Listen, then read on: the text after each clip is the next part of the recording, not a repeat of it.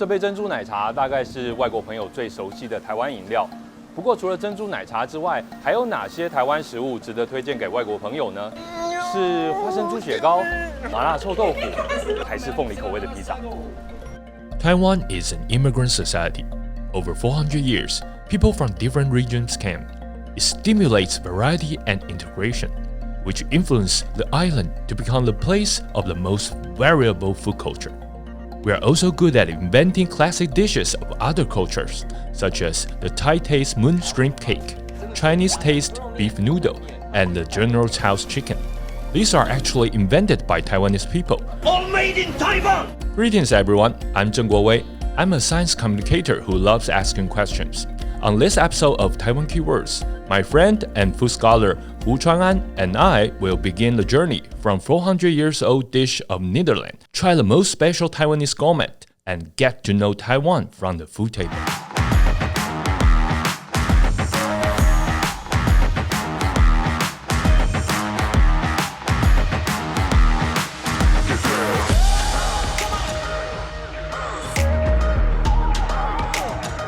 台南在台湾称为府城，这也是400年前荷兰人跟汉人移居台湾最早的聚集地之一，也是台湾小吃文化最丰富的城市。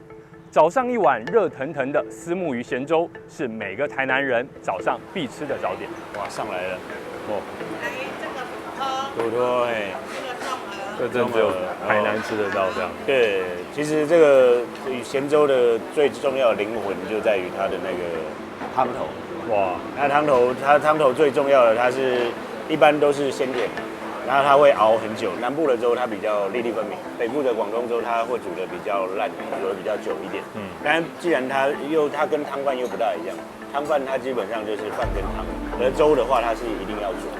Milkfish isn't only the most beloved local ingredient, it is also loved throughout the Asian countries. It is even called the national fish in the Philippines. Taiwan has a long agricultural history of the milkfish. The record can be dated back in the Dutch Formosa.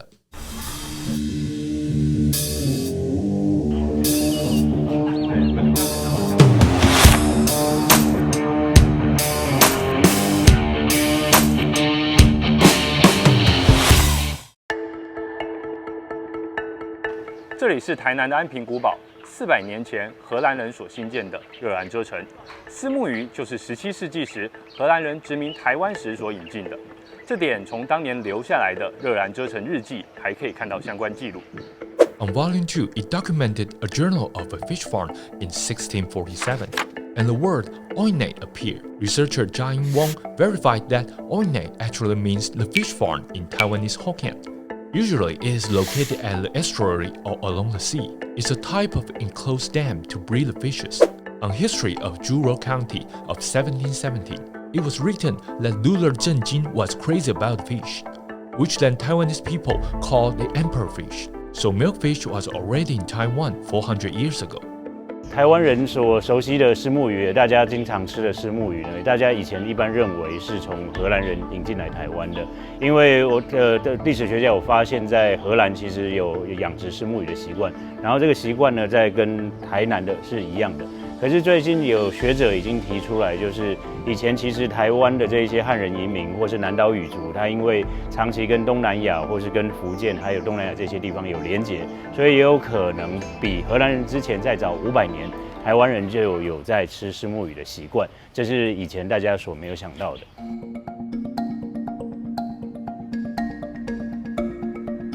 Keelung Temple Market, known as the #1 night market in Taiwan. Each booth has a pot full of delicious food. 庙口是许多台湾小吃的诞生地。台湾是一个移民社会，早期的移民聚落都以庙口为中心。大家把绳子安坐之后，就在庙口摆起了摊子，形成一个聚落饮食的市集。哇，曹老师，这地方好热闹啊！可不可以给我们介绍一下？这是一个夜市吗？还是一个什么样的地方？它其实有的都称呼它为夜市哦，其实它是一个整天都开着这样哦。24小时都有，全年无休这样。哦，全年无休。基隆的移民最多的族群是福建的漳州人，那他们漳州人来这里，首先就会建立一个庙哦，他们的香炉神就是叫做开漳圣王庙，这个庙就会慢慢就会形成这里的信仰中心，也是他们的社交的东西，对不对哦？然后慢慢的开始就会有人，比如说挑着担子来这里卖小吃之类，然后大家就会形成一个小吃区，我们叫做庙口小吃。哦，老师，我光是走进来，然后听你刚才这样介绍，我就已经流口水，很饿，很想吃东西了。我们第一家要去哪里吃？我就带你们到这里最早的可能在日本时代就创始的店叫天一香这样。天一香，天下第一香。天下第一香的卤肉饭。天一香这个名字是这个电气宫的庙公帮他取的。Many Taiwanese dishes are imported, but braised pork rice is purely local oriented. The slow-cooked pork skin and fat becomes the soul food of Taiwan, corresponding the thrifty character of the early agricultural society. Tianyixiang braised pork rice at the night market is a family business for more than a century, over 4 generations. It is the representative braised pork rice in Taiwan. 哇，就这边了。对，天一香，天下第一香，每个人心中都有一碗卤肉饭，在全台湾，因为每个人认为好吃的饭都不一样。那这家应该算是老师心中排名比较高的，对吧？这家是我最喜欢的。Since Keelung is the earliest modern port in Taiwan, people from many countries have been visiting Keelung. The span built 400 years ago. France and Qin had a battle here. After Keelung Port was built in the Japanese colonial era as an international port, it brought cargoes and cultures from overseas. 哦，就是这一家。哦，基隆的名产天妇罗。哦，老师，我们现在来到这家，名字就是天妇罗，基隆庙口天妇罗。甜不辣。听到这个甜不辣就知道是日本时代。是。对。那这里是比较早年的天妇罗，他们是用鱼浆去炸的。对，你看坐下来就在这个摊位前面，还可以听到那个炸的吱吱作响的声音。它的名称就叫做基隆庙口天妇罗。对，没有别的可以取代这样。只属一家，对。哇，这个一定刚炸出来，马上吃一口。是刚炸出来的时候是最好吃的。Around Keelung Temple, every booth has its own taste. It's like a United Nations for street food.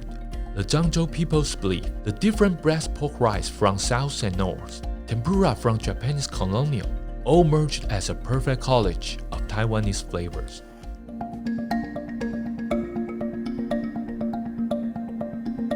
在1949年之前，台湾人其实不太吃牛肉，而让台湾人开始吃牛肉的其中一个关键，其实就是这一碟沙茶酱。这家店叫做老西门，它其实是非常有名哦，因为它是历经了3代传承。你们都没有吃过吗？今天我是第一次来，但是我很好奇，为什么老师你会写一本关于沙茶的书？您是用历史学家的眼光来看出这个东西？我们是用饮食考察的角度，就觉得说，我想要了解这件事情。对，就会觉得说，沙茶竟然是跟汕头有关系，那这个其实是我不了解的一个范围，所以就觉得，这个 what's a topic？ Shacha is a must-have seasoning in Taiwan. Shacha hot pot can also be seen all over Taiwan. Tracing back the source of Shacha sauce, we can know the history between Taiwan and the world, telling a story of our own migrant ancestors. 来，我来上一下今天的汤。今天的汤我会选2种，一种是传统的清汤，这是扁鱼的；另外一种是拉萨，跟外面的不一样。比如说扁鱼嘛，是，然后这个是拉萨，我认为是沙茶的起源，然后从马来西亚这边过来的。然后马来西亚，所以它是从马来西亚到汕头，再到台湾。是的。There's a direct lineage between Shacha and Sadeh. Sadeh refers to grilled kebab in Indonesian. The close trade activities between Chaoshan people and Southeast Asia during the Ming and Qing dynasties brought the production method of Sadeh to Fujian and Chaoshan. And after combining with local ingredients, here is the Shacha we know today. Chaoshan people are referred as Oriental Jewish people. Following the retreat of the government to Taiwan after war, they also brought in the Shacha cuisine to Taiwan and eventually changed the food culture here. The combo of Shacha and beef became the new flavor of Taiwanese cuisine. 今天的主角牛肉，事实上原本那时候我祖父来这边的时候，台湾人是不太吃牛肉的，那所以事实上是台湾后来有一些外省族群来了以后，才开始慢慢有吃这些牛肉的习惯。所以可以说是有沙茶，所以才带起了吃牛肉这件事情。其实沙茶是在这个整个大环境变迁当中一个很重要的因素。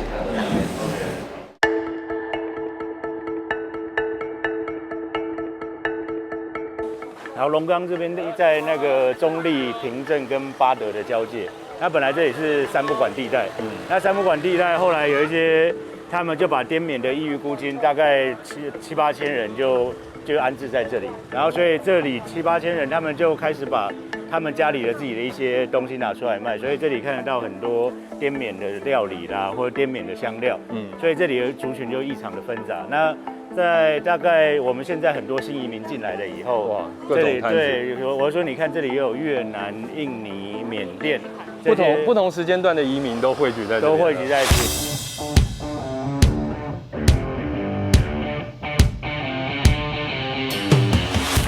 哎，这边竟然有一座清真寺，蛮大的样子。而且里面这个清真寺的，我是说它的形制其实蛮完整的，然后礼拜堂啊这些都有。那本来是为了那个就是滇缅孤军来有回族，然后在这边设了一个清真寺，让他们有一个可以礼拜的地方。对。然后我们其实看这个门口，这也是一个，你看这竟然在清真寺门口卖猪脚。这边竟然有一家老街猪脚，对，老街万家猪脚。那可是说台湾，我觉得这就是台湾多元包容的地方，在清真寺门口可以卖猪脚，这倒是没想过这种情况。你不管吃什么，信不同的宗教，你只要相互尊重，你不管你本来出生哪里，不同的宗教在这里都可以得到，在一个新的土地上获得一个新的发展。1949, the year Chinese Civil War ended. The KMT government brought 2 million people to immigrate to Taiwan across the strait. The migration wave of the century had also brought in food culture from all over China. And the Myanmar Yunnan army was the last to come because they were fighting as guerrilla on the boundaries. In 1954, over 6,000 people evacuated to Taiwan and took root in their new home.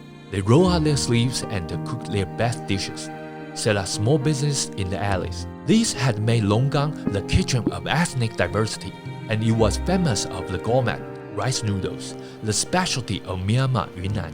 There are over 100 rice noodles restaurants here. Rice noodles originate from Yunnan.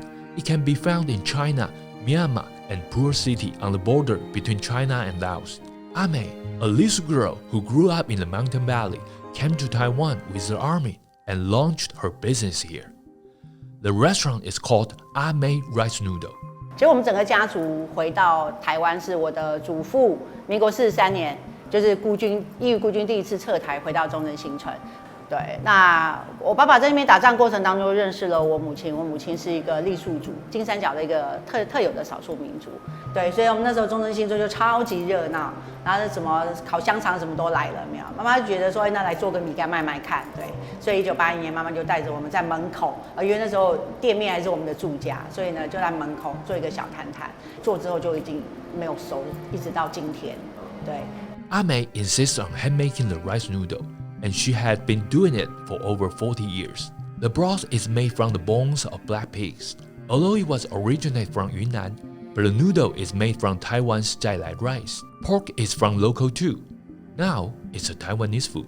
我觉得我们家因为我们家傈僳族嘛，对啊，我们家傈僳族的口味稍微会比较清爽一点。好，那我们很会用一个香料叫草果。刚煮米干的时候，那个最后下的那一瓢的油就是草果油。好，那个草果就是一种很悠长的香气，它可能很解腻去腥啊什么，但又隐隐约约的一个香气，我觉得，所以我们常说我们这个是流浪的味道。The army once lingered between the nation's boundaries, but after moving to Longgang, their lives improved. Pork liver, egg flakes, fried eggs were added to the noodle. The nutritious and rich broth is the feedback to the starving memories, and the call toward food and warmth. Nowadays, Longgang rice noodle differs from the Yunnan's. It's a new fusion food born on the land of Taiwan.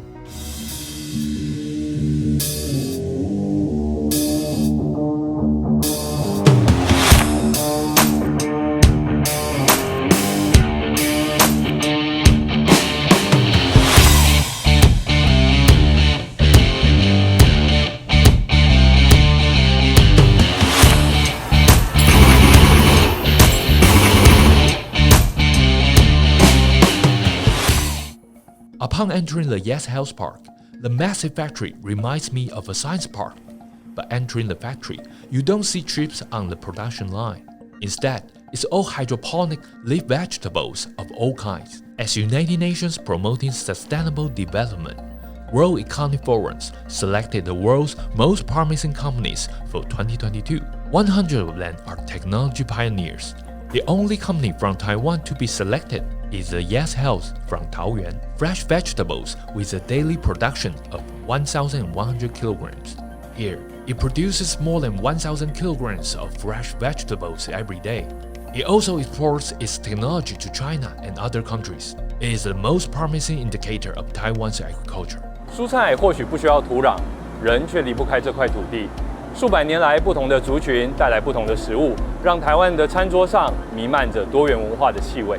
台湾的食物景观夹杂着人文与科技、传统与未来，就这样层层叠叠地融合在这片土地上。